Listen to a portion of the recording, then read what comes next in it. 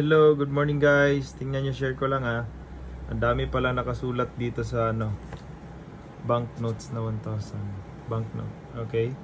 So, ayan, tingnan nyo po.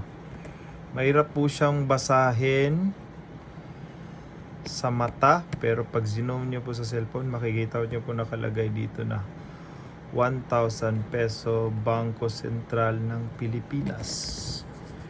Ayan, marami pa po. Okay, tingnan natin, check natin. Nandito rin sa likod.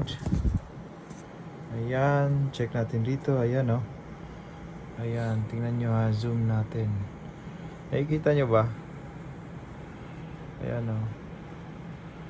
May nakasulat, Bangko Sentral ng Pilipinas, sa likod ng UNESCO World Heritage Site, Tubataha Reef Natural Park. Ayan, so marami po ditong mga hidden mga words na hindi natin mabasa using our own eyes. Ayan, so ang ganda, no? Ang ganda ng banknotes. Ayan, so ayan, so nice. Nice.